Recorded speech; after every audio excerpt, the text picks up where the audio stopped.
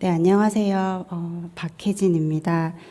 음, 그, 제가 이 자리에 적합한 발표자인지는 잘 모르겠는데요.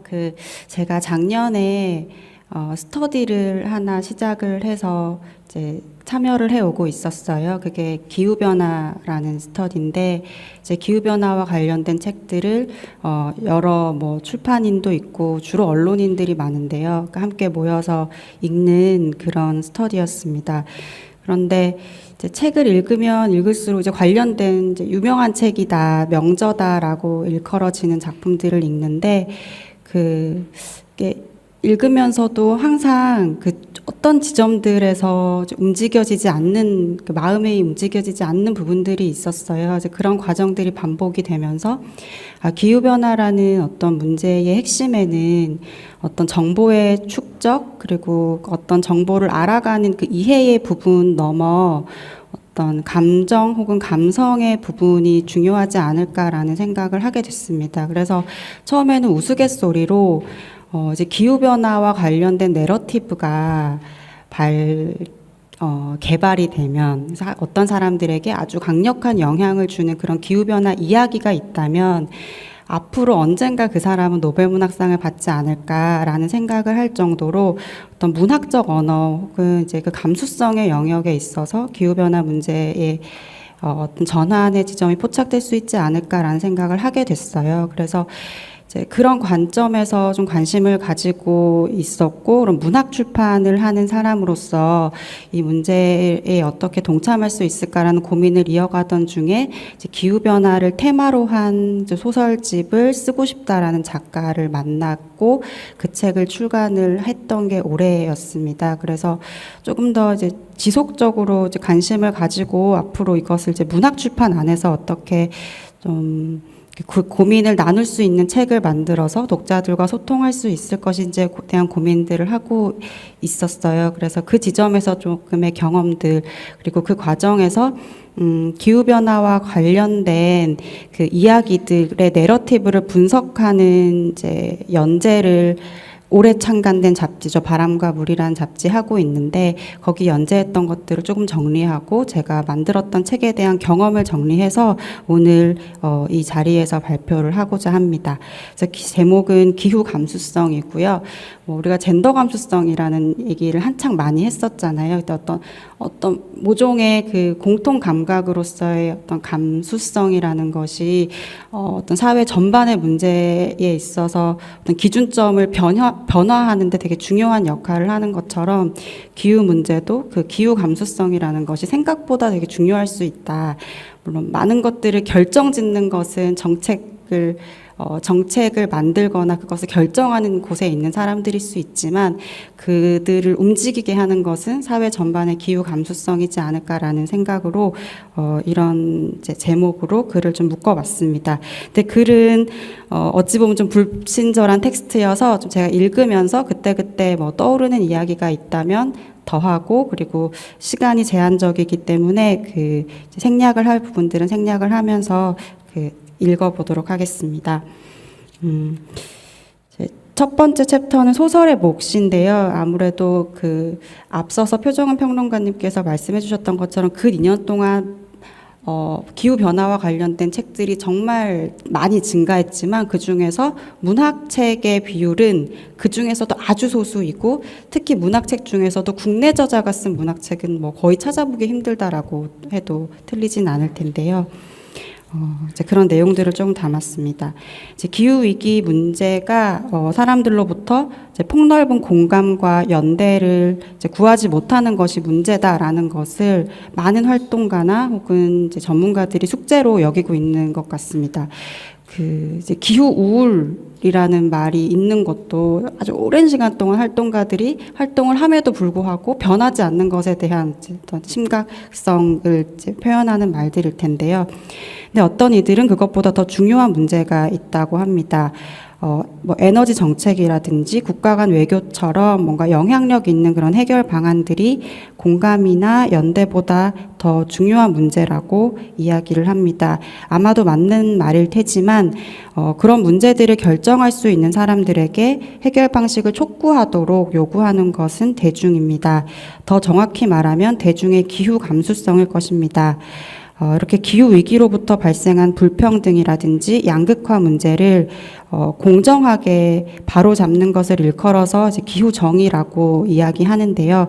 이런 기후 정의는 뭐 원인을 제공한 국가 혹은 주체와 피해를 감수하는 자 사이에 존재하는 불평등 사이의 문제를 직시해야 한다는 개념입니다.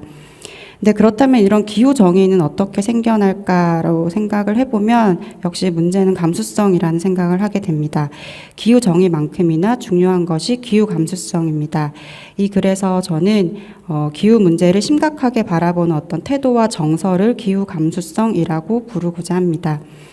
지난 10월 20일이었는데 굉장히 흥미로운 연주회가 있었습니다. 한국의 롯데콘서트홀에서 2050 비발디 사계라는 주제의 클래식 공연이 있었는데요. 이제 이것은 이제 기후 위기의 심각성을 알리기 위해서 뭐 디지털 마케팅 회사였던 아카가 작곡가 휘크로스웨이트 그리고 시드니 심포니 오케스트라 모나시 기후변화 커뮤니케이션 연구 허브와 함께 미래의 기후에 맞게 편곡한 이제 비발디 사계를 연주하는 그런 프로젝트의 일환이었습니다. 이것은 뭐 한국에서만 있었던 건 아니고 외국에서 또 뭐 독일이라든지 스코틀랜드, 네덜란드, 오스트레일리아, 캐나다, 브라질, 케냐 등이 함께 했었던 연구 프로젝트였습니다. 그러니까 인공지능을 통해서 2050년의 날씨를 추론하고 그 날씨 속에서의 사계를 통해서 사계라는 말의 의미가 그때 어떻게 변화할지에 대해서 이해가 아니라 감각하게 해주는 그런 프로젝트였습니다. 이 공연을 본 사람들의 반응들 중에서 이제 가장 보편적이고 일관된 것, 이것은 뭐 언론을 통해서 본 건 아니고요. 여기에 이제 연사로 참여했었던 분을 통해서 이 공연을 봤던 사람들의 봤던 사람들의 피드백을 이제 정리를 해서 들었는데요. 가장 보편적이고 일관된 것은 직관적이라는 것이었다고 해요. 이제 모호하고 추상적인 미래는 물론이고 당장 사실 일주일 앞을 예상하는 것도 익숙하지 않은 인간들에게 2050년의 지구의 상황을 상상하는 것은 뭐 이제 거의 불가능한 일이라고 생각합니다. 근데 인간은 이제 뭐 과거도 자의적으로 기억을 하는 그런 존재들이기 때문에 이제 미래를 상상한다는 것은 말처럼 그렇게 쉬운 일이 아닌데요.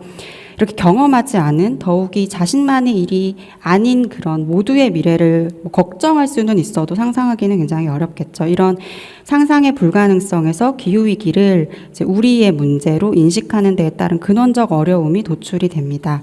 하지만 음악은 이제 공통의 언어이고, 물론 여기 디지털 마케팅이라는 영역과 기후위기라는 어떤 문제의식을 뭐 보다 대중적인 차원으로 전달하고자 하는 목적, 그리고 음악이라는 예술이 이제 결합이 됐을 때, 기후위기를 대중에게 전달하는 데 있어서 계속해서 이제 문제, 어떤 방해의 지점으로 생각됐었던 그 직관적 어떤 설득력의 부재가 다소나마 좀 해소될 수 있는 지점 혹은 가능성들을 좀 보여주지 않았나, 그런 가능성들을 보여주는 프로젝트였다고 생각합니다.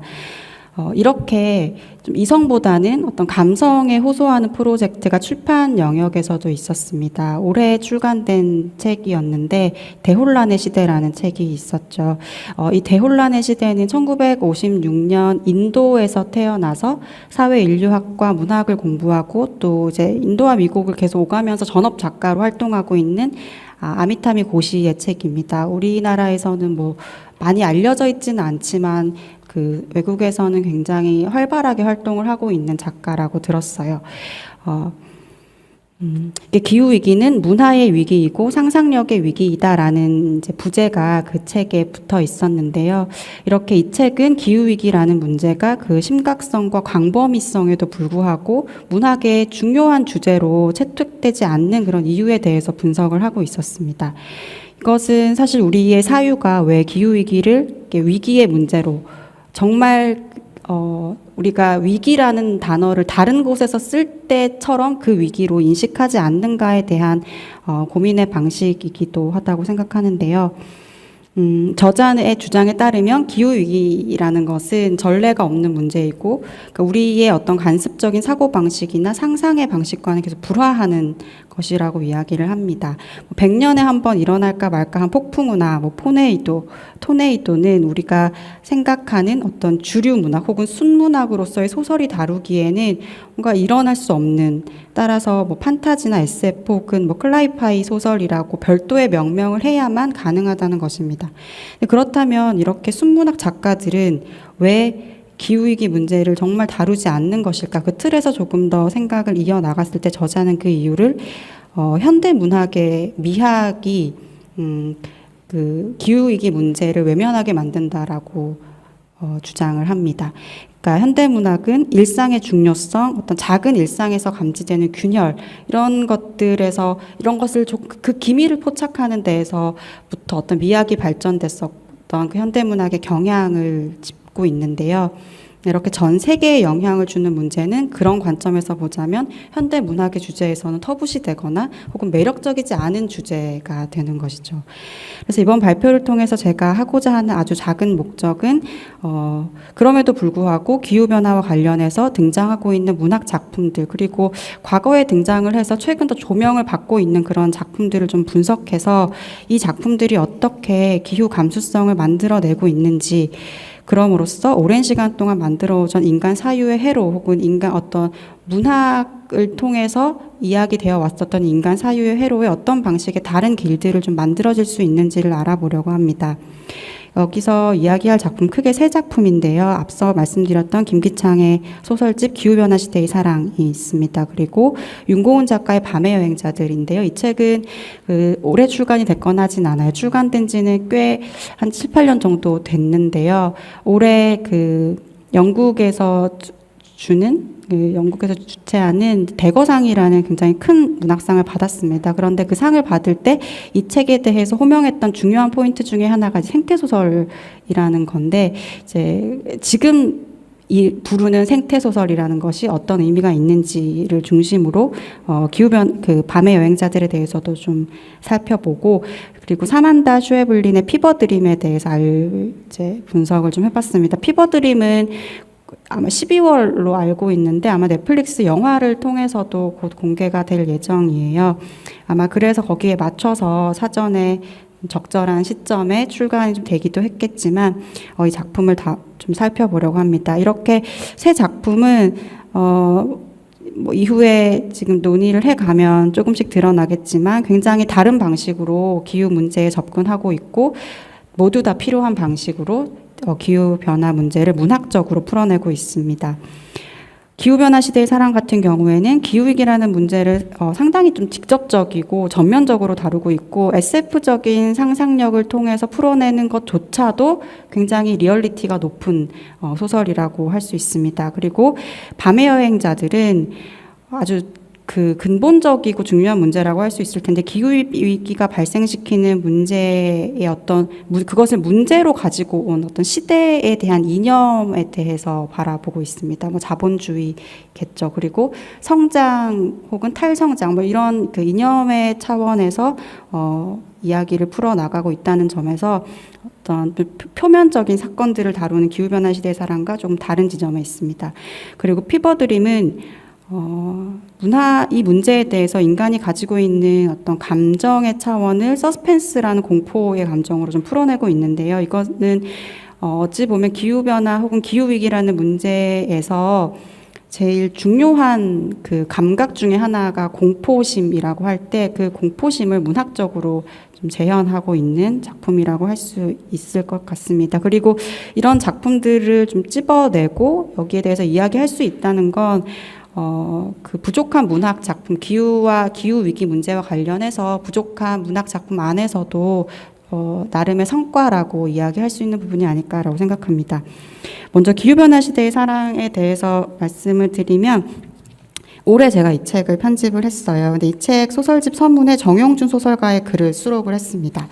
네, 평소에 기후위기와 관련해서 뭐 함께 할 수 있는 일이 있다면 좀 긍정적으로 늘 생각을 해왔고, 그런 일들을 제안을 받으면 이제 하고 있다라고 얘기들을 많이 했던 작가들 중에 한 분이었는데, 그 글이 독자들에게 반응을 많이 얻었어요. 그러니까 뭐 시간이 지나면서 소설에 대한 이야기를 하시는 분들도 많지만, 요 앞에 있었던 서문에 대해서 많이 이야기하는데, 그 서문 일부를 옮기면 다음과 같습니다. 이제 한 번의 행위는 아무것도 아니다, 미미하고 무력하다. 하지만 그것이 삶의 양식이 되고 습관이 되면 결코 작지 않을 것이다. 생각해보면 이걸 언제 다 할 수 있을까 싶었던 일도 계속하면서 해냈다. 높은 산도 그렇게 올랐고 불가능하다고 믿었던 일도 덜어 해낼 수 있다. 그러나 너무 부족했다. 나 혼자 아무도 모르게 하는 소소한 실천 말고 더 많은 일을 하고 싶었다. 그때 이 책을 만났다. 소설을 귀하다고 해도 될까? 이거 일부를 이제 발췌를 한 건데, 일단은 그 기후위기라는 문제에 대해서 어떤 필요성을 느끼고 있지만 무엇을 해야 할지, 그리고 그 한다는 것이 굉장히 소소하고 미미한 일이어서 중요하지 않은 일이다. 중요하지 않은 일이기 때문에 계속해서 추구하기에는 그 동력이 되게 약하다. 뭐 이런 그 지점들에 대한 공감이 있었던 것 같아요. 이 텍스트에 사람들이 좀 반응을 보였던 것은. 그리고 여기서 이야기하고 있는 것처럼 지금 한국 사회에서 기후변화 혹은 기후위기와 관련된 소설은 귀하고 고마운 무엇인 것 같습니다. 아직 어떤 문학적 판단을 할 수 있을 만큼 뭐 그 수가 많지는 않죠. 미비하고 또 세분화된 기준으로 적용할 수 있을 만큼 그 분량이 양적으로 많지 않다는 말을 전적으로 이제 드러내주는 말이기도 한데요. 이 기후변화 시대의 사랑은 이제 인류의 핵심 과제로 손꼽히는 이 기후변화를 테마로 쓰고 있는데, 뭐 이상기후에서 촉발된 다양한 상황들, 그 상황에 대한 어떤 변화들을 굉장히 사실적이고 때로는 환상적인 이야기로 풀어내고 있습니다. 이를테면 뭐 기록적인 폭염이 계속되고 있는 상황에서 벌어질 수 있는 갈등들은 무엇이 있는지, 그리고 그런 갈등들이 벌어졌을 때 가장 먼저 삶을 위협받는 가장 취약한 그 혹은 계층은 어디인지, 이런 것들을 소설적으로 이야기하고 있습니다. 급증하는 태풍이라든지 뭐 이상 고온 현상이라든지 혹은 에너지 문제를 둘러싼 갈등들, 뭐 반년 가까이 지속되면서 순 면적의 14%를 태운 호주 산불이라든지, 이렇게 몇 년 사이에 계속해서 벌어지고 있는 이상 기후 현상들, 삶의 조건을 변화시키고 있는 현상들을 소재로 삼아서 그런 이야기들이 삶의 한 장면들을 좀 어떻게 바뀌고 있는지를 보여주고 있고, 특히 이 책을 읽은 반응들 중에 좀 흥미로웠던 것, 그리고 작가의 의도가 잘 전달이 됐던 건 그 날씨에 대한 감각들을 아주 섬세하게 잘 표현했다는 거죠.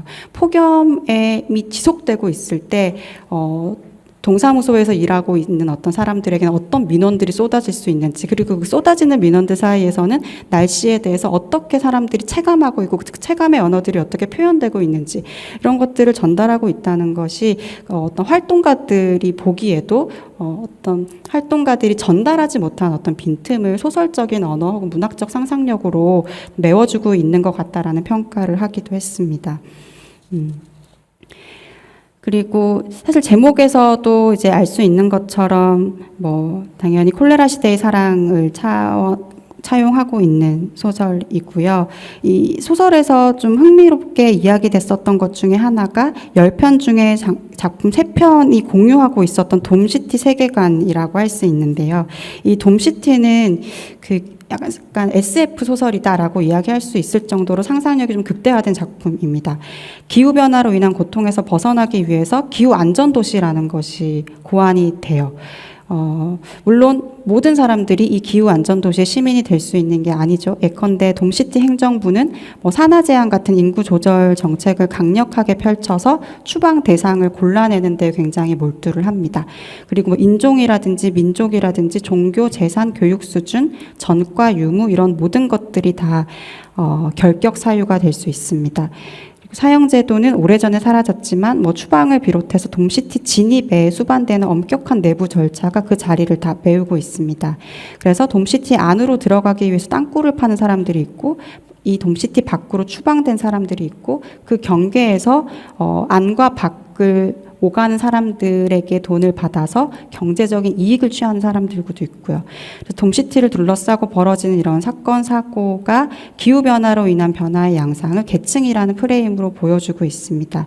그리고 이것은 기후변화가 어떤 환경의 문제만이 아니라 어떤 계급의 문제이자 앞서 기후정의라는 단어를 이야기하면서도 말씀드렸던 불평등의 문제라는 것을 역설을 하고 있습니다. 이 문제를 조금 더 이어가서 그 에코 스릴러 밤의 여행자들에 대한 이야기들을 조금 말씀을 드리면 이 불평등은 기후위기로 위해 발생하는 문제 가운데 제일 정치적이고 또 가장 인간적인 문제라고 할 수 있을 것 같습니다.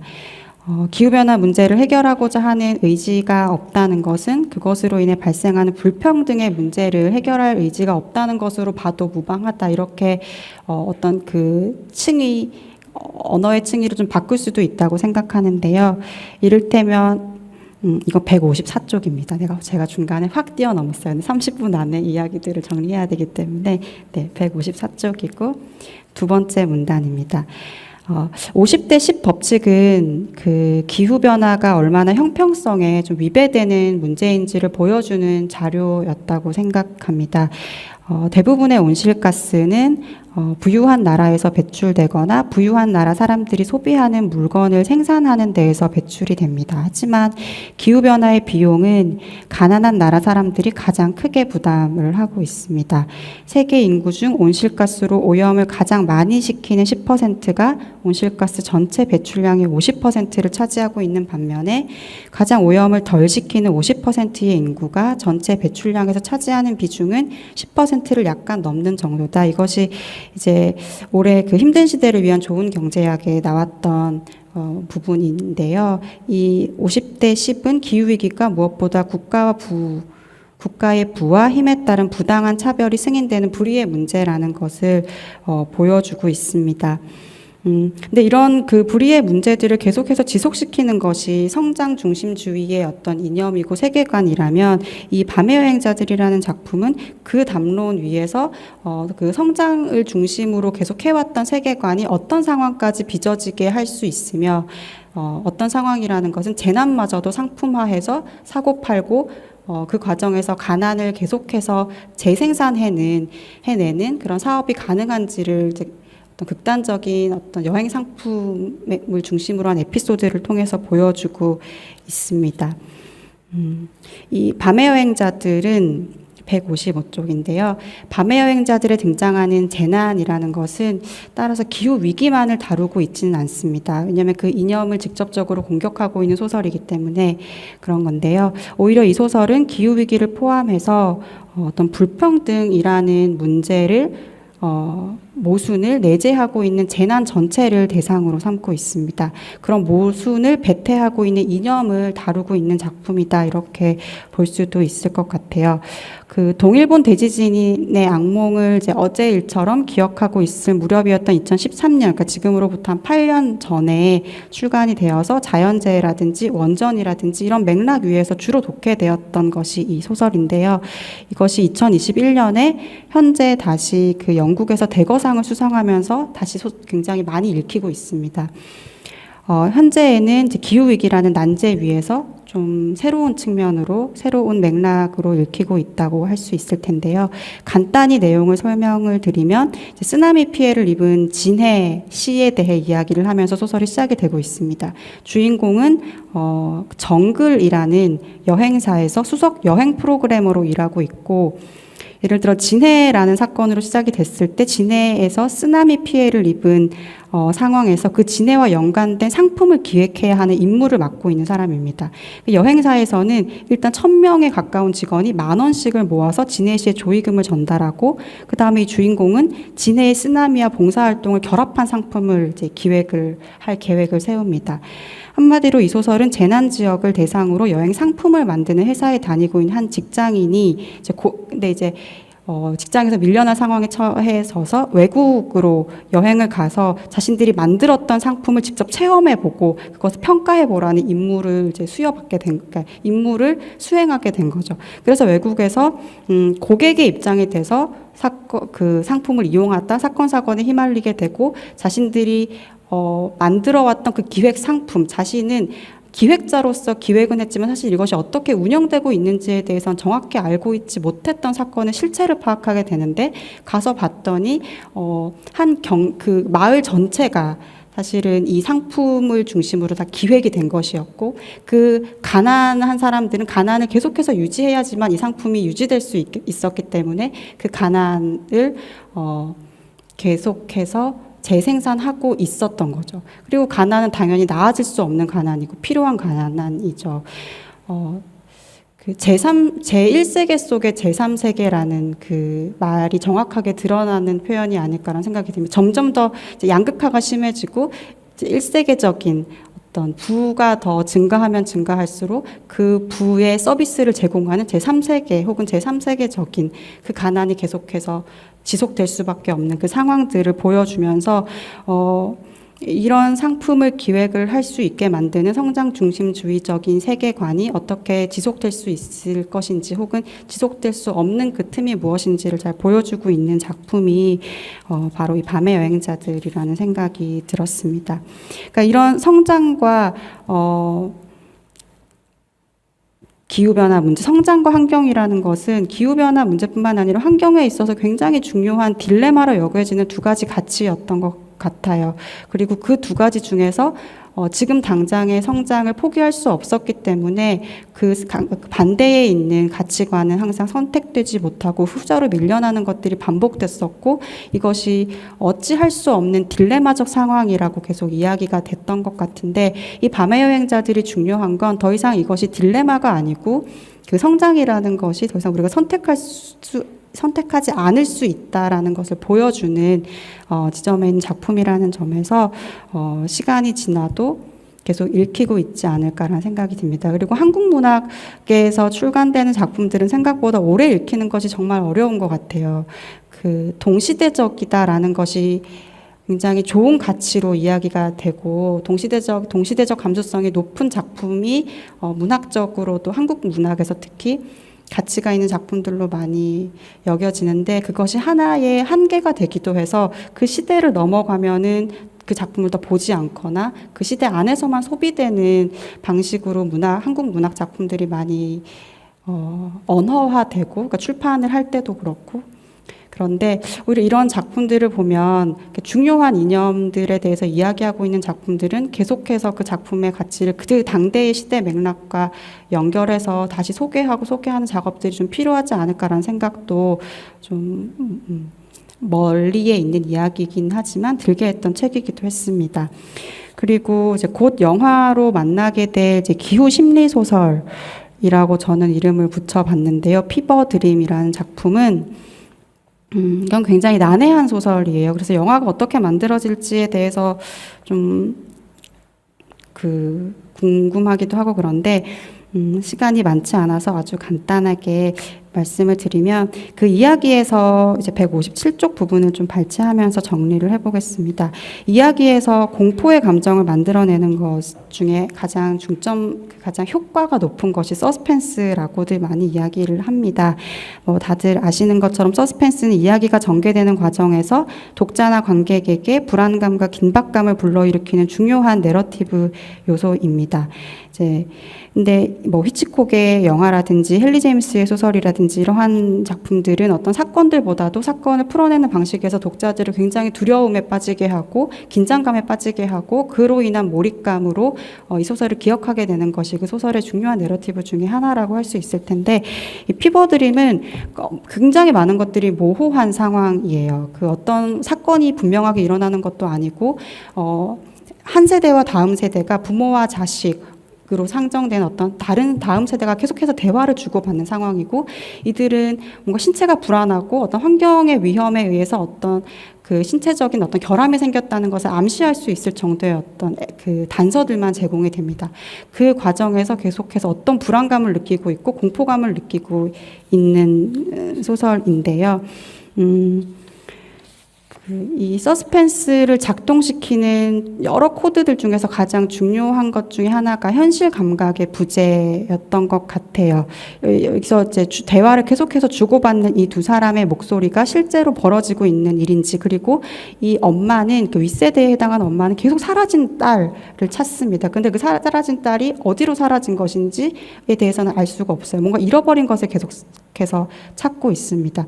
그리고 그 아랫세대에 해당하는 아들은 이것이 진짜인지 아닌지에 대해서 계속해서 확신하지 못하는 상황을 보여줍니다. 이게 실제로 일어나고 있는 일인지 모르겠다라는 이야기들을 계속하고 있는데요. 이런 것들이 기후변화라든지 생태 문제에 접근할 때 가장 어려운 문제를 좀 이야기하고 있는 부분이라고 생각합니다. 사실 기후변화가 실제 하는 두려움인지 아닌지에 대해서도 여전히 계속해서 논란이 되고 있잖아요.